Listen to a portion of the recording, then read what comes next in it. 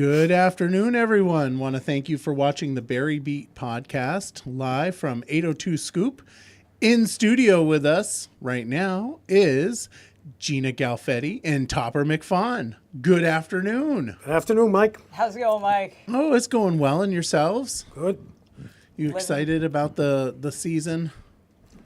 Yeah, I don't know if I'm excited about the seasons changing, but hopefully we'll get some decent weather on the day of the polls, and That would be nice. Turn out and get a big voter turnout and get back in that building. We'll see. I'm very excited, Mike, about the season. I love the fall. Better than any other season. I think we're getting a stick season, though. Yeah, it's a stick season. Yeah, after all the leaves fall off the trees, but before it snows. Oh yeah. Oh yeah. Yeah. I don't think I've ever called it that. So now I feel It's a part of the vernacular, Mike. You should be up to speed.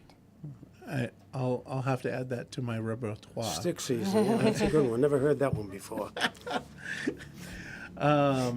So, I wanted to have you guys come in, and what I'm going to do first is I'm going to give you an opportunity just to give a quick pitch. I'll also give you the opportunity before we close to do another pitch as well. But this is like an informal chit-chat back and forth. No, not a, I won't be mean or anything. That's just not who I am.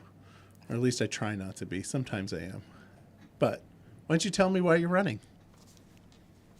Oh, I like how you give me the nod there, Well, Topper. ladies before gentlemen. All right. So I'm back running for re-election this time because I really feel like I made some good progress in the State House to make my constituents' voices heard. I fought hard against things like the Unaffordable Heat Act, which appears to be exploding on the launch pad right now, and other affordability issues and workforce development issues. We had some losses, but there were some gains made. And right now, we really need to address education funding and get our property tax rate stabilized. We need to make sure that the Unaffordable Heat Act doesn't come to pass. And I'm just excited to get back out there on the campaign trail and meet folks and find out what their needs are and make their voice heard in Montpelier. Okay. As everybody knows, I've been there for a while. There are a lot of loose ends that need to be tied up. Gina mentioned some of them. The education piece and the cost of healthcare piece is huge. We've got to figure out an equitable way to deal with that. We have to make sure that when the kids come out of school, that they've actually learned something. Their test scores need to be up. We need to figure out ways. We need to have a path forward. I personally think that the education system needs a whole structural change, and I'm looking forward to the studies that are going to come out that we'll get in January that talk about the cost of healthcare and how we're going to pay for education and what we're going to teach in the schools. So there's a lot of loose ends that are there.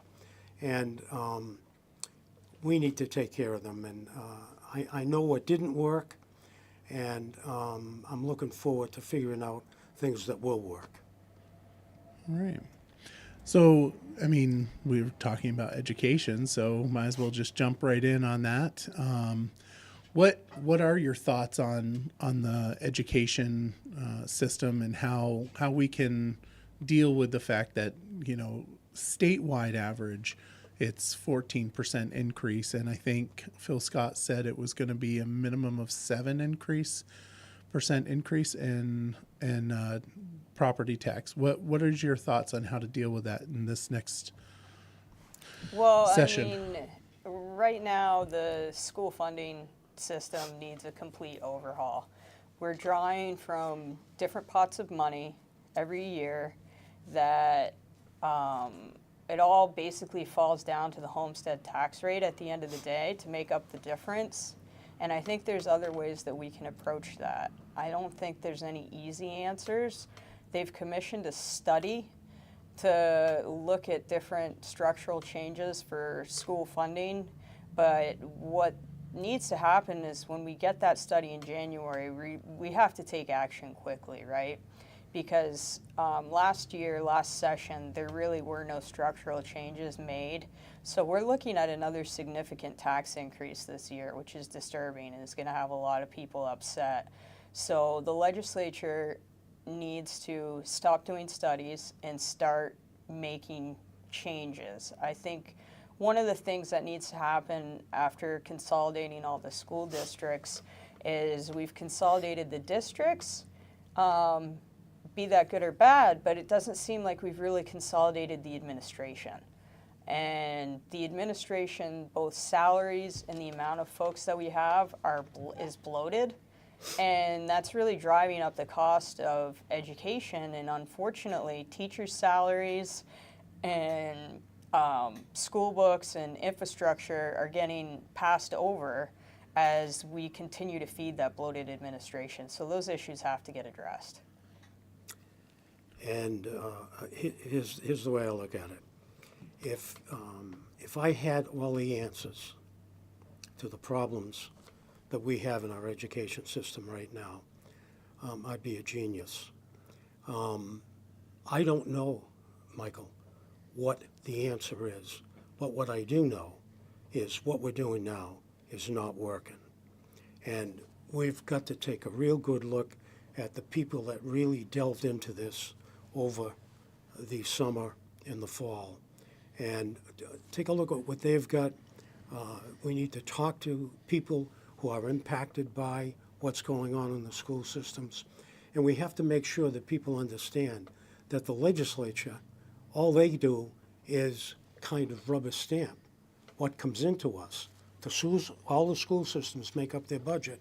That budget gets sent in, and then we have to figure out how to pay for it. And I think that, as Gina said, the structural change is needed. We've got to figure that out, and then we have to find a pathway forward to implement that. So I think you're going to see the legislature doing more of that this year than reacting to a budget that came in. And we have to figure out how to fund that system that's in place. So it's going to take a while, but we've tried several things. We try to piecemeal it, and that's not working. So I'm looking forward to a real in-depth discussion and conversation with the people on the Education Committee and reading all the material that's going to come in on this. So that's where I'm at on that. So I know that some candidates have talked about the funding structure and how money is collected.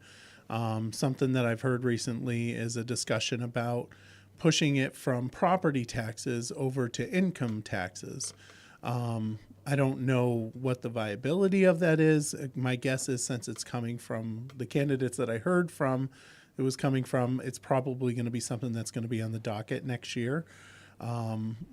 Just because it's coming from one side of the aisle, and we know that there's a supermajority in the State House. So what is your thoughts on shifting from a property tax, and this is coming, I mean, it's just throwing it right at you with nothing. I'm so sorry.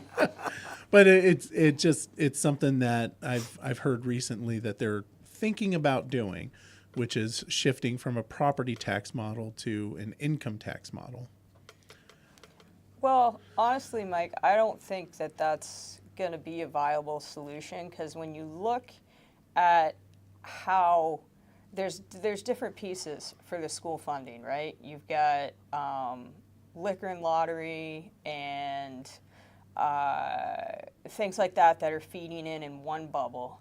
And then you've got the property homestead tax making up for it. And how are we going to change that to an income-based tax? Really doesn't make any sense, because it fluctuates, right? The homestead tax rate fluctuates all the time. So we're going to be constantly fluctuating the not the payroll tax, but the earnings tax. That's not going to work functionally. And the other problem with it is it's going to put a lot of stress and strain, even if it's a weighted system, on seniors and retirees who we've already made so many increases in property taxes, licensing and fees and things like that, that we can't afford to unduly burden our seniors. And likewise, you know, we've got a lot of high earners out there that shouldn't be disproportionately affected by what the education fund is. But like I said, the biggest issue with that is structurally, how do you calculate an income-based tax for schools? You know, there's no answer there. And, you know, why it sounds good on paper, I don't think it's going to deliver the funding that the schools need. Okay, my feeling is this, Mike.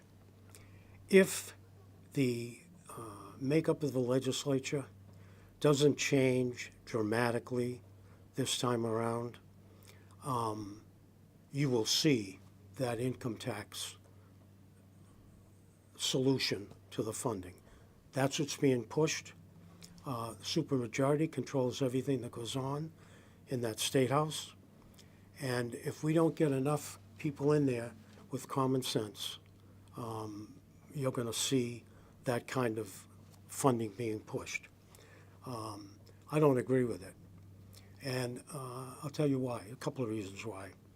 If people that are living on Social Security, which is already being taxed, and I've been trying to get that to be not taxed in the state, people on Social Security are going to get hurt. They're going to get hurt bad.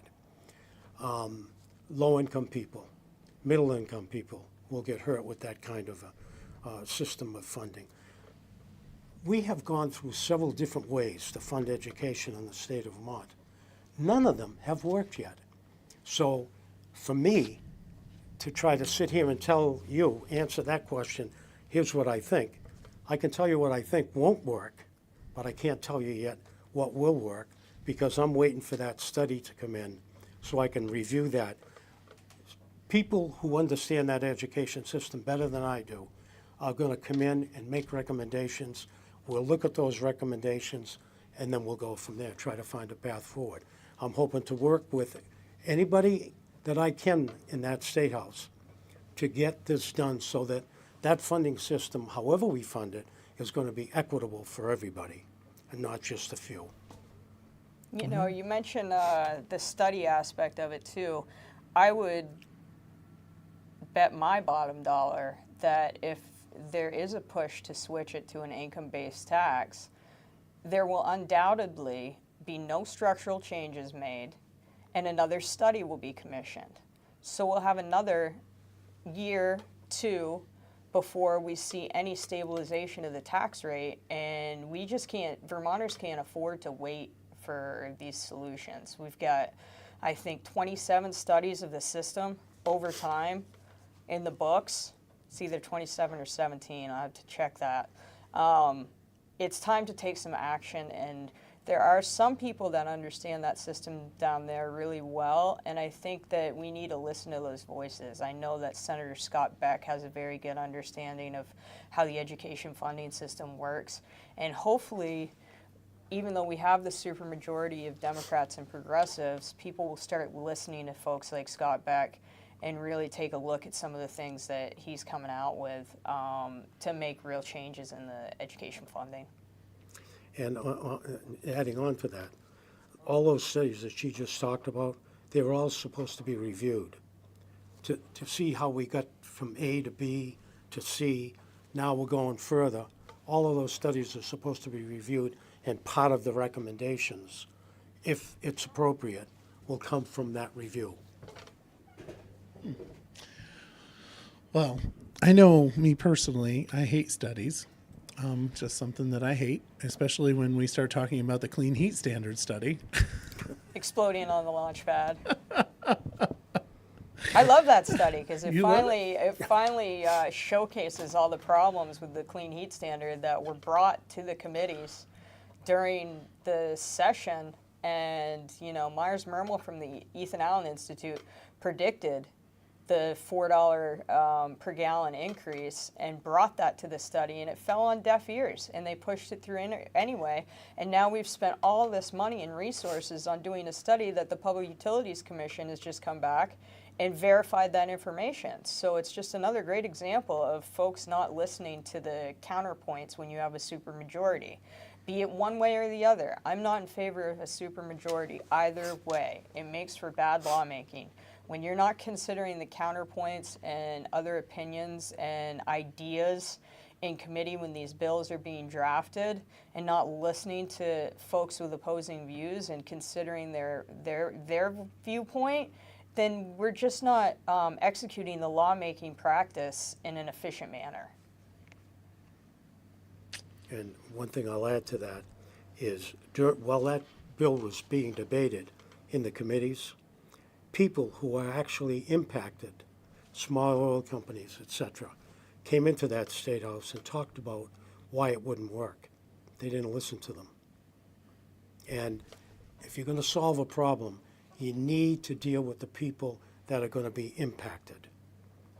That's how you solve the problem. And when that happens, we'll get good legislation. Well, and to build on that, the vast majority of reps down there didn't listen to their constituents. And in fact, there's a gal that was quoted on the State House floor that said her constituents didn't know what was best for them because they'd been influenced by dark money, and we need to make decisions that are best for them. Rather than listening to the constituents, that State House was flooded with messages, phone calls, emails from constituents to not support the clean heat standard, and they blazed through with it anyway, under the guise of knowing what's best for their constituents, which is completely counter to what your job is in that building. Your job is in that building is to listen to what your constituents are reaching out to you with, and that's just that's unacceptable.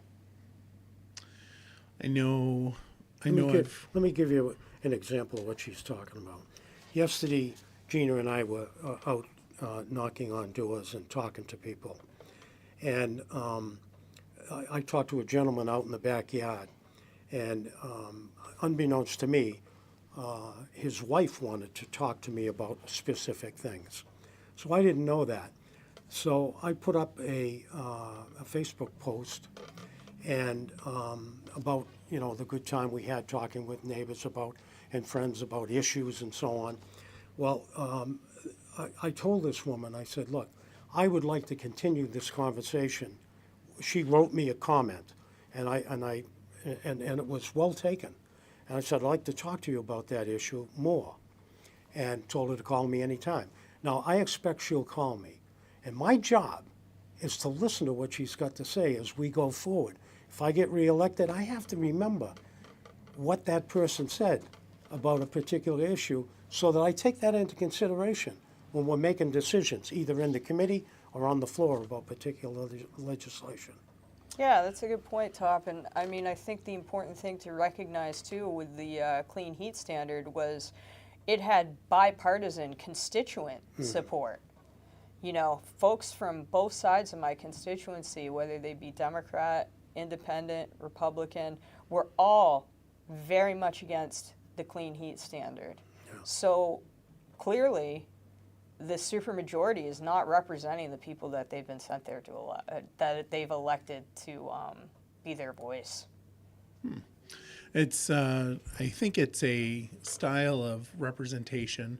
I've heard it said by candidates before that they are elected to enact their vision. And that was specifically told to me by one person, and I was like, eh.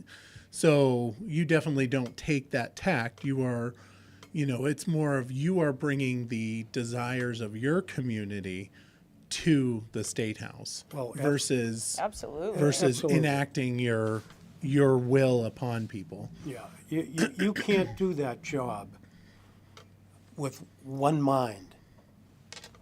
You have to listen to the people that sent you there. You have to think of how it impacts people in the whole state as well. But the most important thing is when your people talk to you, you have to make sure that their voice is heard in that hall. And if you don't do that, you're going to be in trouble. Now, let me say that there are some times when you have to explain to somebody that this is what's happening. This is why I'm voting this way. And it may not be exactly the way they wanted you to vote before they started talking to you. After you explain it, they'll say, you know, you're right, Tom. Once you put everything into context, all the research that you've done about the bill and everything that you've heard from the people in the community, you put that all together and then you make your decision. Yeah. I can tell you the person that I was talking to was not taking that tact. Well, I can tell you that we do. Exactly. Well, that's what I was trying to say is that that's a good mark of a good representative, of somebody that's willing to not go in with an agenda. I mean, it's the very definition of representative. You're Right. representing somebody else, not your own interests. Yep. Very good. Very good. So, the safe to say that both of you are no on the clean heat standard? Absolutely. That's the way we voted. That's the way we voted. If That's it what I doesn't wrote change, about extensively. Yeah. What do you see as the biggest hurdle in that state house? Well, the supermajority. The Mike. supermajority. You know, I think that the folks that control that state house it's a very limited few. You know, we had that huge turnover in legislators last biennium, and you've got a lot of new faces in there, and I feel like they are succumbing to the pressure from leadership to follow a certain agenda, and they're not willing to deviate from that because they don't have experience as legislators, and they're not going down there with the mindset of being a representative. They're going down there with the mindset of supporting the party. And party agendas are not what's best for the people necessarily. And when you've got the supermajority, you just have a lack of understanding and discourse between the two sides, and it's a dangerous thing. And if anybody has a mandate, it's the governor. And you know, I want to get down there, and I know Topper wants to get down there so that we can support him in getting a veto that he can sustain, because of all the people, representatives and elected officials in the state, Phil Scott has the mandate.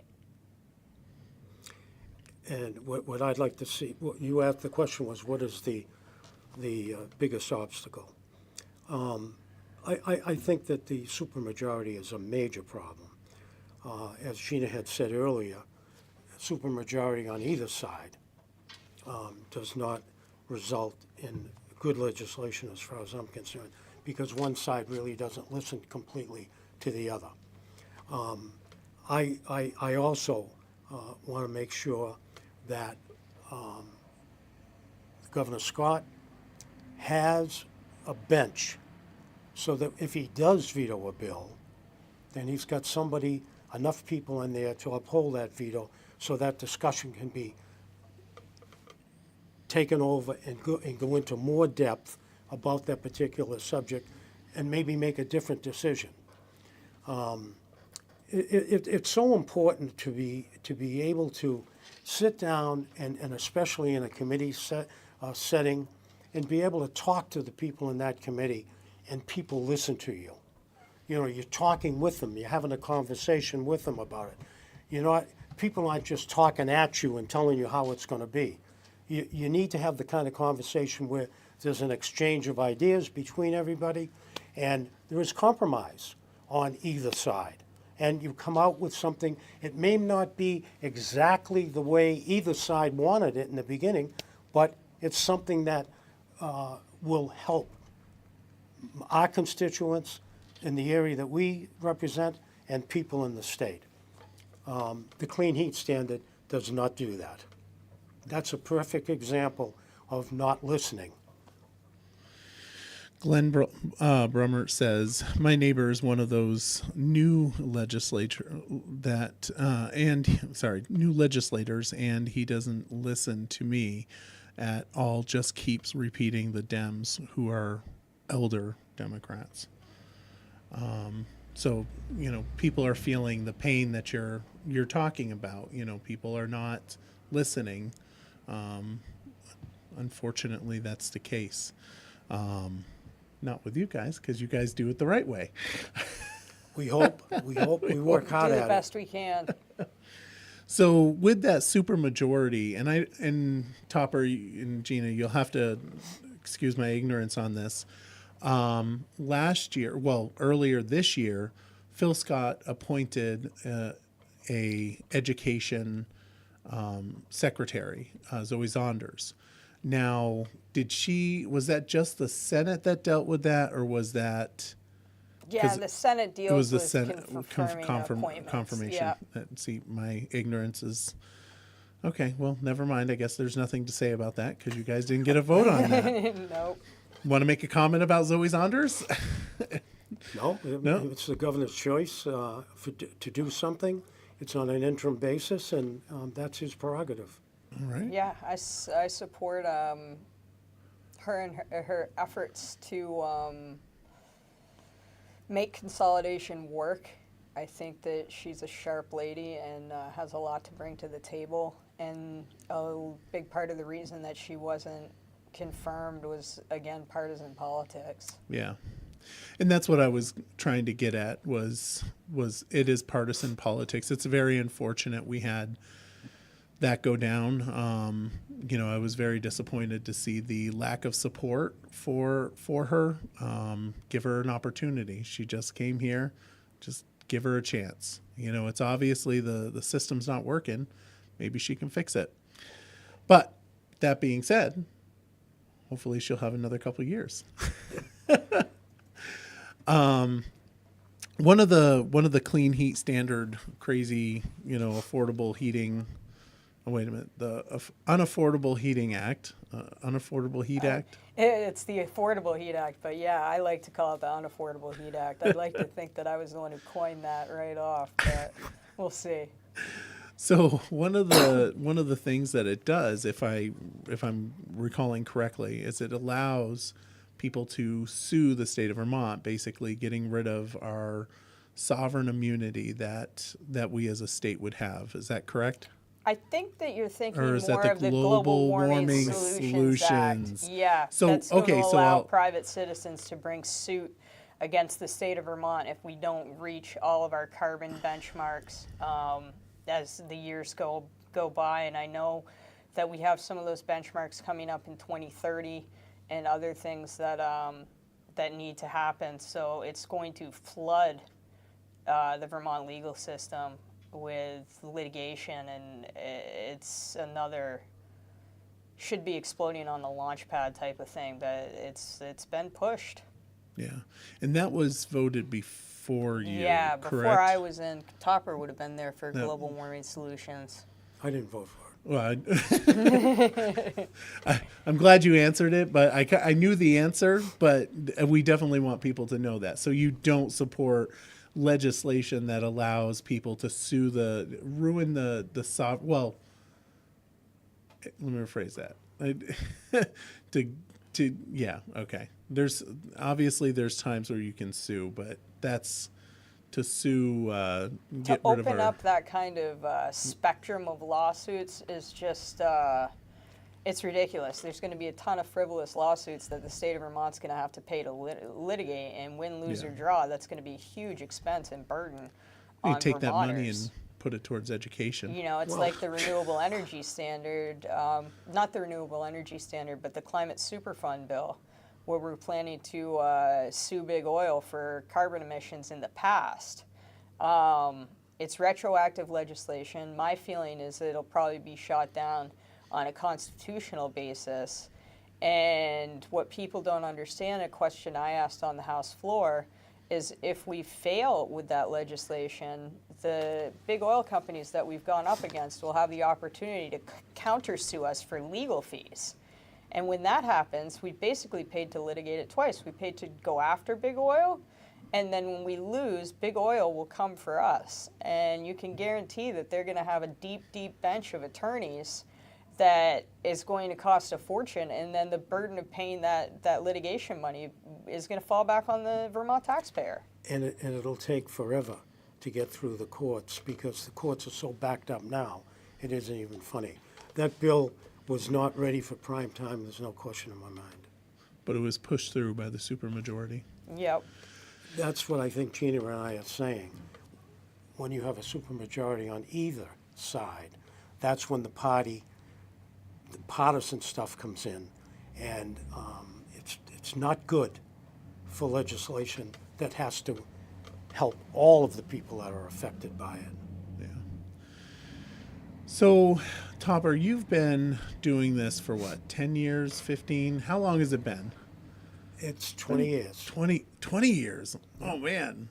I Before feel old. before that, it was the select board for 10 or so, the school board, the planning commission, did a lot of stuff in town, representing the people of Barrytown. Now we've added a piece of Williamstown to it as well. I can't believe it's been 20 years. So obviously, I mean, this is a stupid question that you're going to be able to answer yes to and move forward. But in the 20 years, is this the worst that you've ever seen it?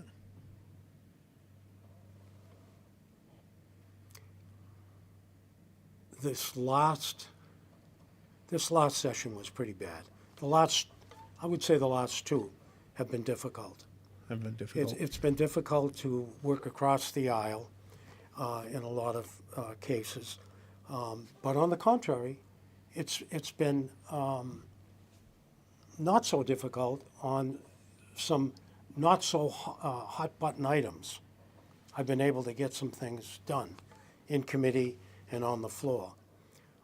So I would say that in terms of the big ticket items, it's been tough. On the medium ticket items, we've been able to have some good legislation. And with the supermajority, one of the things that gets delegated is committee memberships, right? And may I ask if you could just tell our viewers what committees you are on currently? Okay. I'm on the healthcare committee. Right. And I'm on institutions and corrections, and it's a money committee, so I'm fortunate enough that I have 3 other Republicans on that committee. Some of the committees only have a couple of Republicans because the numbers are as they are with the supermajority. So I think that adds to a lot of the problems we have making our voice heard, because when we're in committee as well as on the floor, we're outnumbered, and it's very easy to glance over 2 people when you've got another 7 in the room or 9 in the room, and they don't have to listen. Yeah. Now, in my case, it's a little bit different. I'm the vice chair of the healthcare committee. I have a very good relationship with the chair and the ranking member, and with the other members of the committee. There are 3 Republicans on the committee, and I have to say, with all honesty, that in that committee, we are listened to. That's what I meant about being able to work across the aisle in the committee. Right. And it we really have varies that from committee opportunity. to committee. Yeah. Environment and energy, which is where a lot of those, energy bills obviously came out of. The opposing side is almost completely silenced in that committee. So, ergo, we have the type of legislation showing up on the floor that we do. It's too And bad. that relationship that I had within the committee also went back to the committee that I came from, that I was on for, 6 years or so, 8 years maybe. I got along, I was the ranking member there, and I got along within the committee, and I got some things done that my constituents wanted.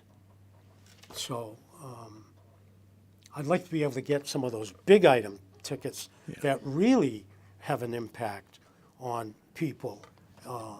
That's what I'm hoping changes this time. I hope we get some people in there with some common sense, so that people like Gina and I can work with them to get things done that will help people that are impacted. You know, like the flood that we had here. Yeah. I mean, that's a constituent thing that you really got to work hard to do something about. Barrytown get hit hard. Barre City get hit hard. We worked with the people, you know, the representatives here, and we did everything we could to get money to help this place. Yeah. So, and that's the other thing you got to do is you got to work together as much as you can, especially when you're next door to each other. Yeah. True. Probably be easier to work with you, Mike. I don't know. There's some question on that. So question for you regarding, you know, since you brought up the flood issues and, you know, what do you see your impact for the state? I mean, obviously you work to get funds and I know that Gina has told me she helped with that. You know, helping out Barre City and Barrytown, because I think Barrytown got some funds too, correct? Yeah. Oh, yeah. Yeah. So what do you see your role in the future of flood mitigation and, you know, planning for the next time? Because, I mean, unless we dredge our rivers, which is what we should do. Desedimentation is the term now. Oh, is it desedimentation? I've Yes. been using river sedimentation maintenance. Yes, you know, I put in a bill for riverbed maintenance that was never taken off the wall, unfortunately. That would have had a big impact on how we maintain the Stevens Branch Canal, as I like to call it, because it's really not a natural river corridor. But I think, you know, I'm on the flood caucus that was recently developed by the rep here in town, Jonathan Williams, and I see my role in that caucus, which caucuses play an important role and have an impact on how legislation moves forward, to make sure that I'm the voice of reason. I think we've done a lot of A to B connections with carbon reduction and climate change. And the reality is, no matter how much carbon Vermont reduces, it's not going to have an impact on climate change, unfortunately. So to put the burden of all of these carbon reduction strategies in the form of taxes and fees and increases on Vermonters doesn't make any sense.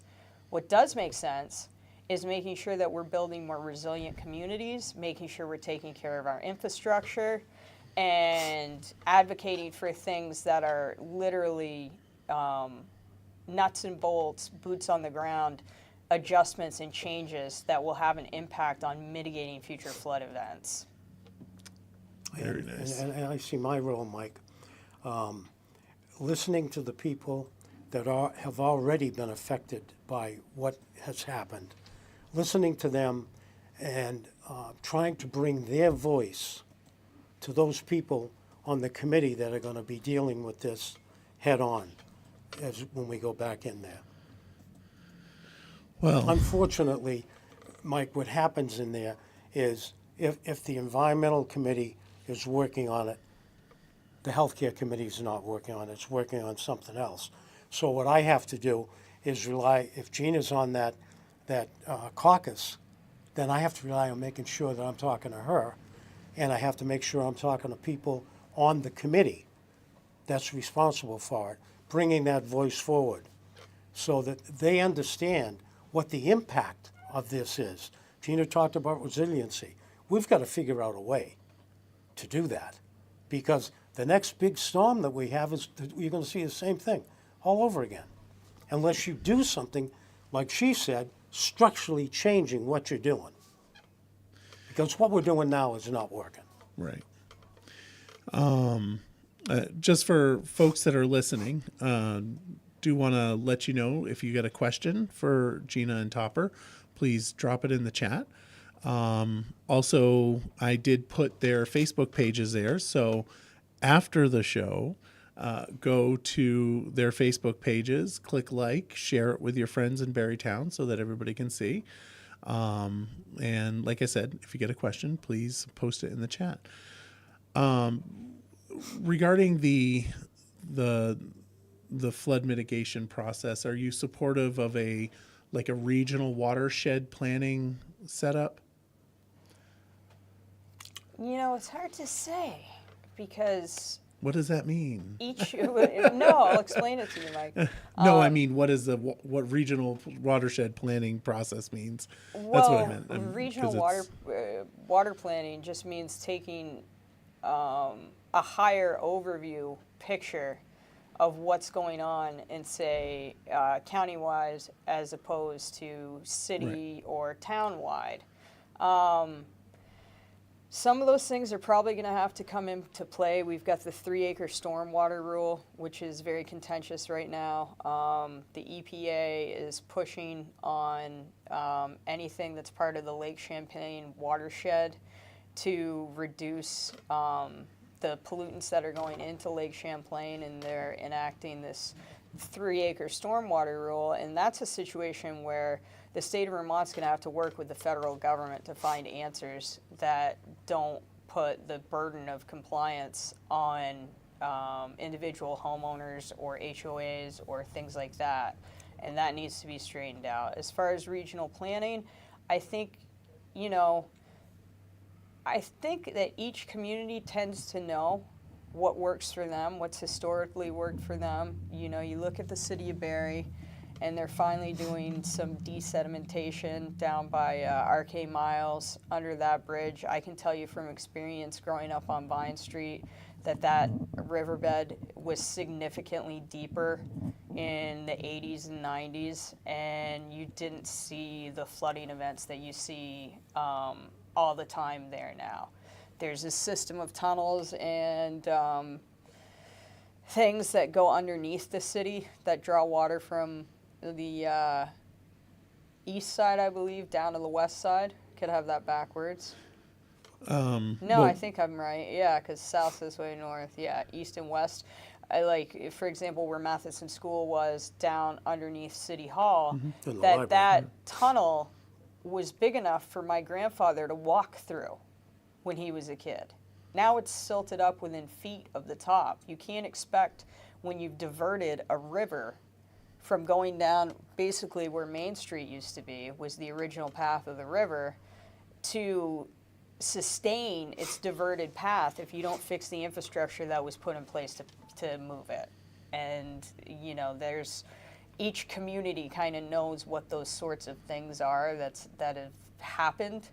And that's why, I'm kind of an advocate for more localized control rather than a regional approach. But something like the 3-acre rule, that's something where a regional approach may be more effective.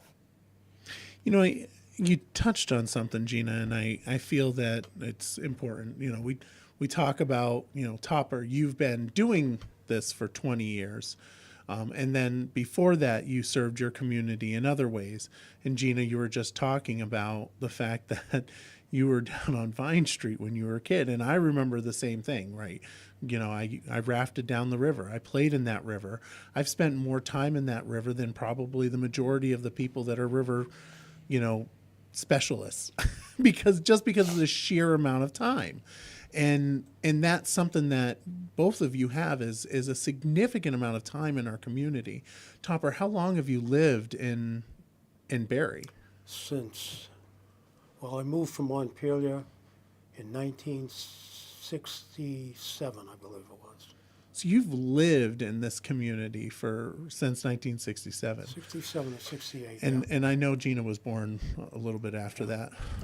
Just a little bit. Just a little bit. 1980, right here, right up at the Berlin Hospital.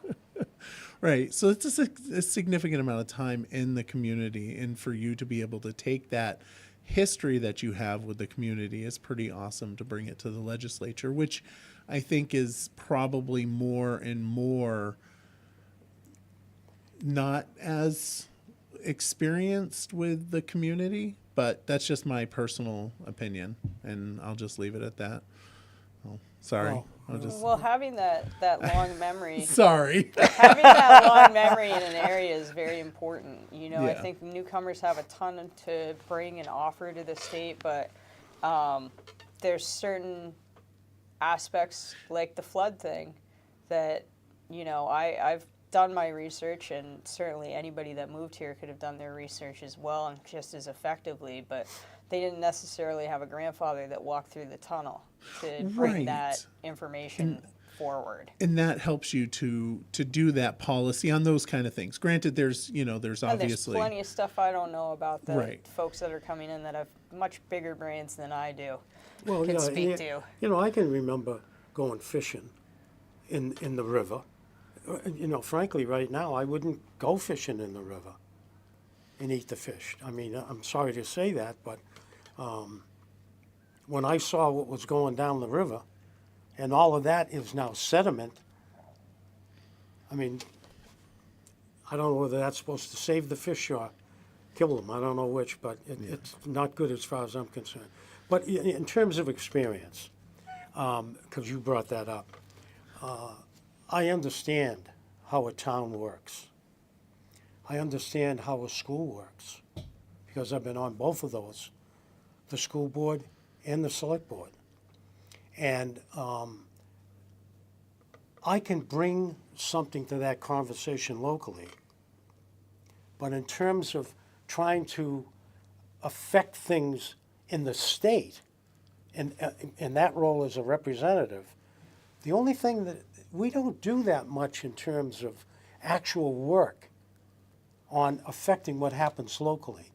The local people are the ones that vote on those budgets. The local people are the ones that decide on what curriculum they're going to have. Yes, there are state standards, but it's very difficult to reach down and make major decisions for a school board. I'm going to give you an example.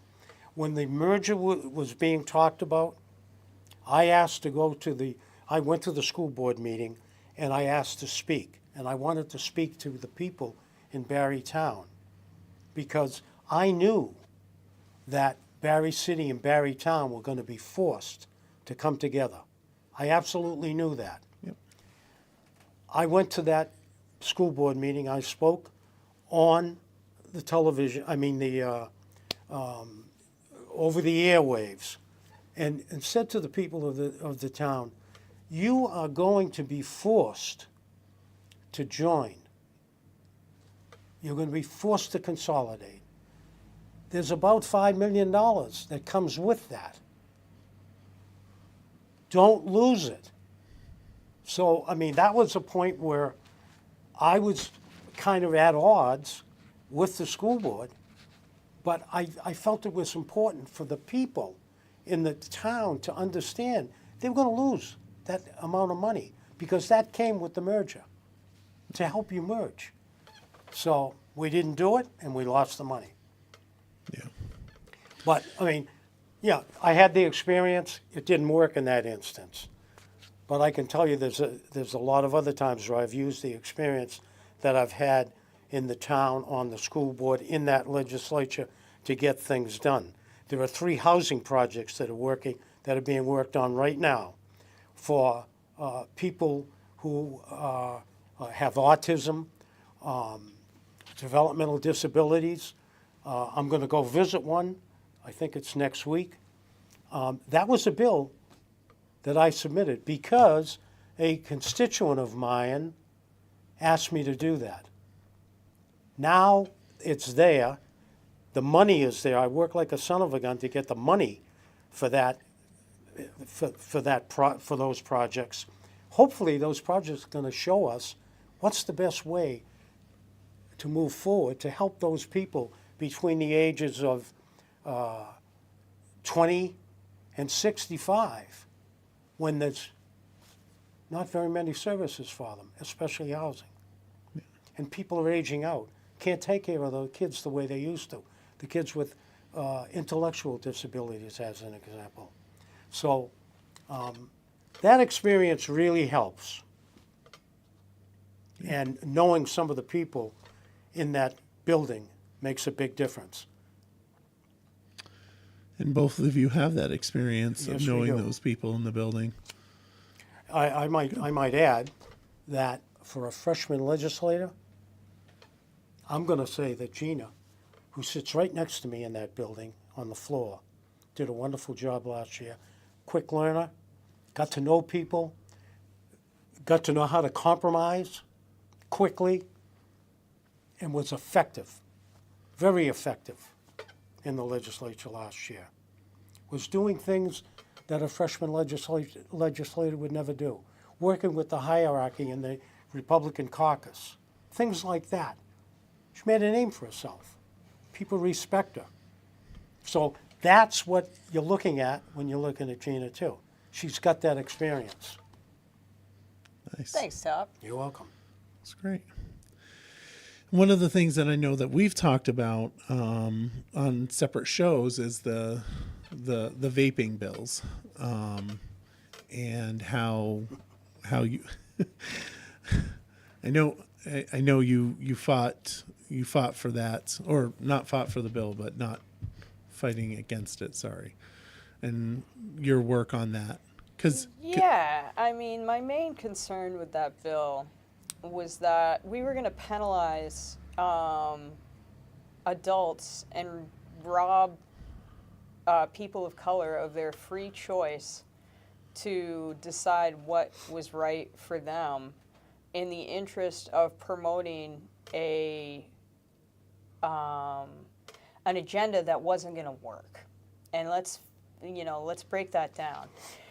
The proclivity of vapes on the internet and the ease with which they are procured is undoubtable.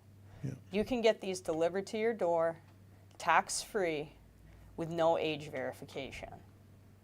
So what was the purpose of keeping them out of the hands of adults under the guise of having an effect on kids? The other part of that was a lot of these devices are staples of mom and pop stores that are along the New Hampshire border, and it would have sent a lot more business to New Hampshire where they're tax-free. In the state of Vermont, they're taxed at almost 100%, and that would have had a detrimental impact to a lot of these border communities, which was the way I was able to create bipartisan support, was to reach out to reps that were from these communities who had gotten pressure from their local businesses and said, hey, let's look at this. Is it going to achieve what it wants, what the purpose and intent of the legislation is? Do we all want to keep vapes out of the hands of kids? Absolutely. Are kids getting them because they're able to buy them underage in the state of Vermont? Absolutely not.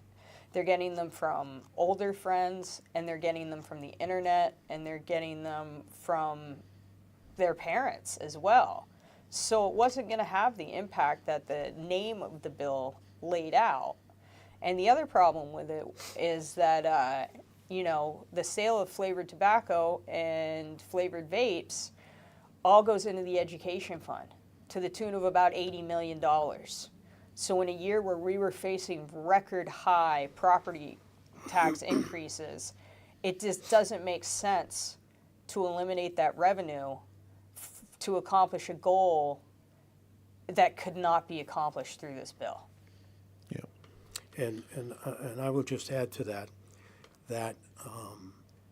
Gina and I went to a private meeting in a store owner's house, and we listened to what store owners said about it, about how people underage don't get it in their store.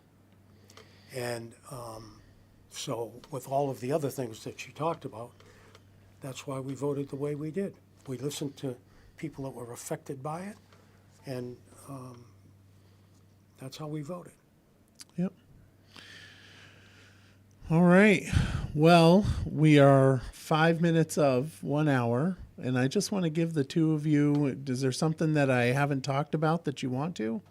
Geez, Mike, I think you've pretty much run through the gambit of topics that are hot button issues right now. I think that one other victory that we were able to achieve in the State House last year is when the safe injection site bill came to the floor. It was another example of something hastily being put through. However, there were a number of amendments that were put onto that bill that were proposed by Republican legislators, and a couple of them did fly.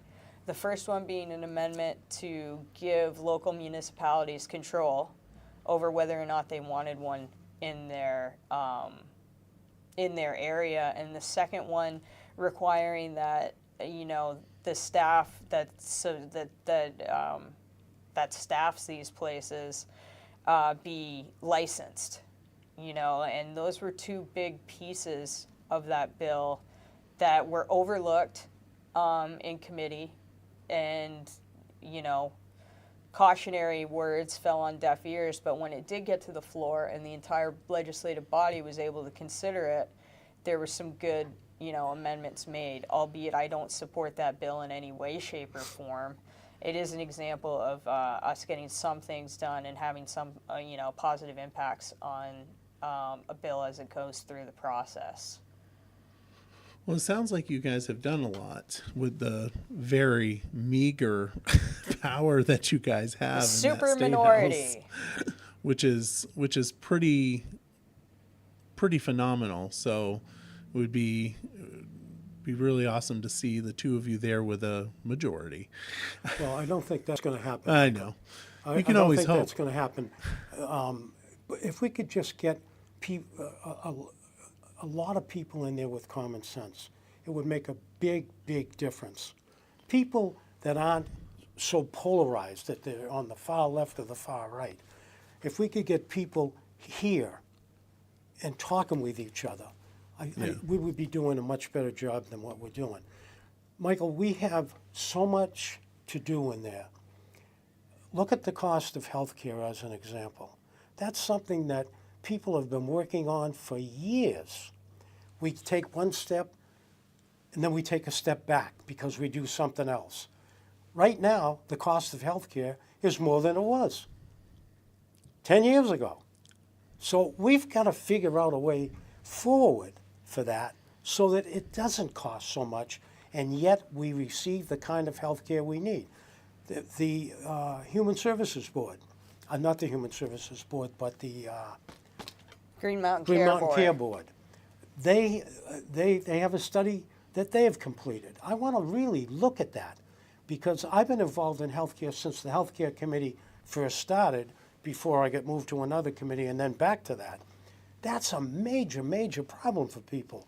People are going bankrupt because they can't pay their healthcare bills. We have to do something about that. And I think we know enough about what's going on so that we can find a path forward. So that's something that's very important coming up. The housing crisis that we're in, we've got to deal with that. No question in my mind.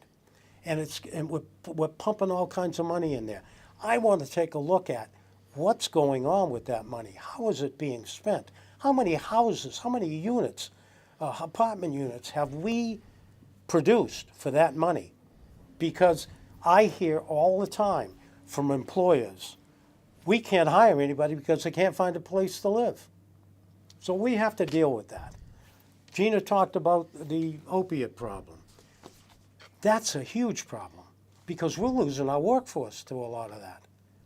We've got to figure out a way to get out the other end of that, whether it's more treatment programs, a different kind of treatment programs, but we have to understand that people are trying, a lot of people are trying to clean themselves up so that they can work and be productive citizens. There are some we're going to lose. We have to understand that.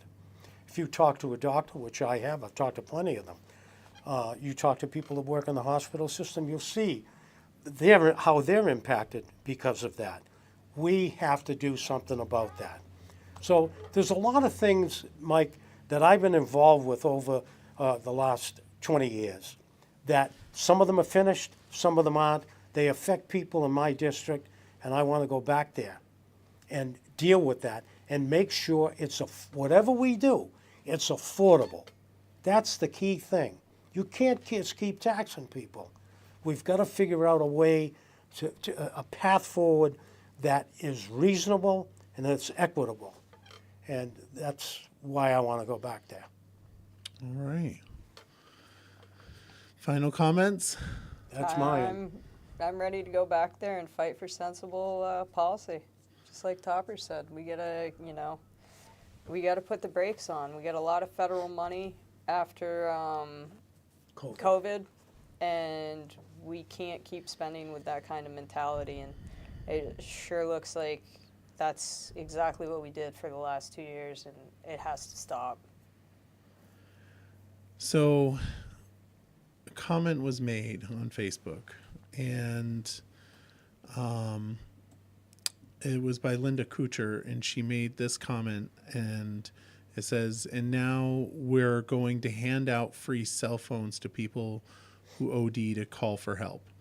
Are you familiar with anything regarding that? Geez, I They hadn't heard a lot about it, other than I know that people with low income are getting yeah. cell phones, but I don't know specifically how it's connected to folks that have overdosed. Okay. Linda, we'll have to, if you don't mind, Linda, send me a message, because I would like to know more about that. Well, it's a way to communicate. They're trying to figure out a way to communicate if they're in a situation like that. Narcon is handed out as well. Is that And the purpose of it is to save somebody's life. okay. We'll have It's to. my understanding. We'll have to get more information on that one. But anyway, I want to say thank you to the two of you for coming in. Truly appreciate it. And yeah, Thank you, Mike. It's really Great to Thanks awesome. for having See us, you. Mike. Anytime. You guys can come down anytime. You should know that. Yeah. I've told you that every single time. Now that the summer painting season's finally starting to wrap up for me a little bit, and I don't have to scramble to make enough money so I can afford to continue to be a rep, you might Campaign see is my over. face a little bit more, especially as the campaign draws to an end. Good. I'm glad. And the same thing with you, Topper. Yeah, Hope yeah, to see you yeah. as well. But We can figure that out. awesome. I'd appreciate that. Might be a good way to be in contact with some of our constituents as well. Yes, it would. And believe me, Big issue comes up, we come in here and we talk about it. we would love to have you come in and talk about anything you want to talk about. You're always more than welcome. Gina knows that, and you are absolutely always welcome. Good. All right. Well, once again, thank you for joining us. I want to say thank you to everybody for watching the Barre Beat podcast live right here in 802 Scoop, and we will see you next week.